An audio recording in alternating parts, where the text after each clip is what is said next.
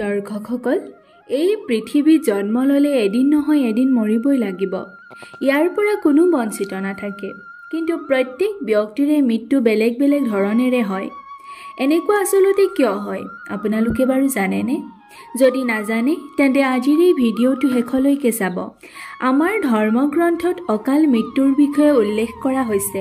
দৰ্শকসকল, এই পৃথিৱীত মানুহৰ জনসংখ্যা ইমানেই বেছি যে প্ৰত্যেক দিনে কোনোবা নহয় কোনোবা ব্যক্তিৰ মৃত্যু হয়। সকলো মনুষ্যই মুক্তি নাপায়। তাৰে কিছুমান এনেকুৱা আত্মাও থাকে যি পৃথিৱীতে ৰৈ যায়, আৰু ইয়াৰ মুখ্য কাৰণ হ'ল তেওঁৰ অকাল মৃত্যু।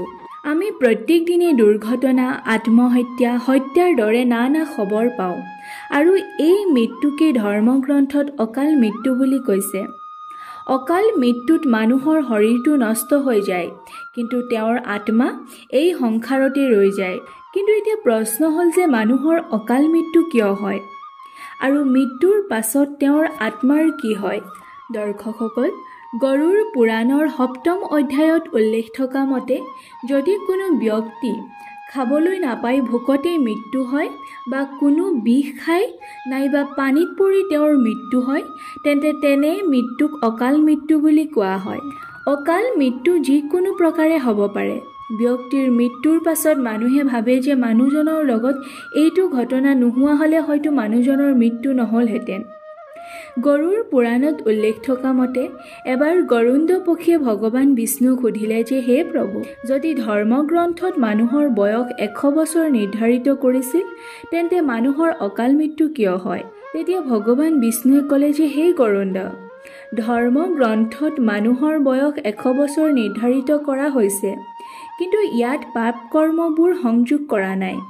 মানে প্ৰত্যেক ব্যক্তিৰ মৃত্যু তেতিয়াহে হয় যেতিয়া তেওঁৰ ওচৰত ধৰ্ম কৰিবৰ বাবে শক্তি নোহোৱা হয়, নতুবা তেওঁৰ শৰীৰে তেওঁক ধাৰ্মিক কাম কৰাৰ শক্তি প্ৰদান নকৰে।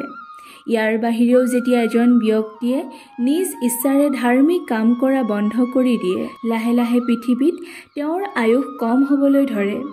মানুহৰ বয়স 100 বছৰ হ'লেও তেওঁৰ কৰ্মৰে নিজেই নিজৰ বয়স কমাই নিয়ে। ধৰ্ম আৰু বেদৰ জ্ঞান নোহোৱাৰ বাবে মনুষ্যই গমেই নাপায় যে তেওঁ কিমান কুকৰ্ম কৰে। ভগৱান বিষ্ণুৱে আকৌ কয়, হে গৰুড়, মানুহৰ জীৱনত 7 চক্ৰৰ নিশ্চিত হয়। এনেকুৱা যদি কোনোবা ব্যক্তিৰ অকাল মৃত্যু হয়, তেন্তে সেই ব্যক্তিয়ে মৃত্যুৰ পাছতো নানা কষ্ট ভুগিবলৈ পায়।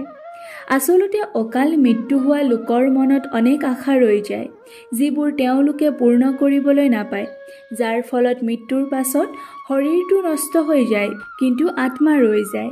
এনেকুৱা অৱস্থাত আত্মাই ঘৰৰ মানুহক নিজৰ উপস্থিতি অনুভৱ কৰাবলৈ চেষ্টা কৰে, আৰু ৰৈ যোৱা আশাবোৰ পূৰ কৰিবলৈ চেষ্টা কৰে। গৰুড় পুৰাণত কোৱা মতে প্ৰাকৃতিক দুৰ্ঘটনাত মৃত্যু হোৱা ব্যক্তিয়ে 3, 10, 13 বা 40 দিনত দ্বিতীয় শৰীৰ লাভ কৰে। কিন্তু অকাল মৃত্যু হোৱা ব্যক্তিয়ে প্ৰথমে ভূত, প্ৰেত, পিশাচ, কুষ্মাণ্ডা, ব্ৰহ্ম ৰাক্ষস, বেতাল আৰু ছত্ৰপাল যোনিত বিচৰণ কৰে। তেওঁলোকৰ আত্মাই সহজে মুক্তি নাপায়। ধৰ্মশাস্ত্ৰত আত্মহত্যাক সকলোতকৈ নিন্দনীয় আৰু ঘৃণিত অকাল মৃত্যু বুলি কোৱা হৈছে। আত্মহত্যা কৰা মানে ভগৱানক অপমান কৰাৰ সমান পাপ।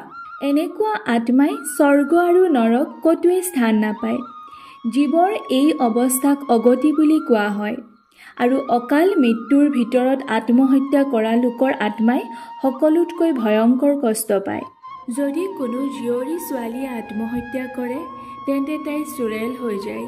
কিন্তু যদি কোনো কুমাৰী কন্যাৰ অকাল মৃত্যু হয়, তেন্তে তাই দেৱীৰ যোনি লাভ কৰে। ইয়াৰ বাহিৰেও গৰুড় পুৰাণত অকাল মৃত্যু হোৱা লোকৰ আত্মাৰ মুক্তিৰ উপায়ো উল্লেখ আছে। গ্ৰন্থত উল্লেখ থকা মতে অকাল মৃত্যু হোৱা লোকৰ পৰিয়ালবৰ্গৰ দ্বাৰা নদীত গৈ প্ৰাৰ্থনা কৰিব লাগে, আৰু লগতে মৃত আত্মাৰ আশা পূৰণৰ বাবে পিণ্ডদান আৰু গীতাপাঠ কৰিব লাগে।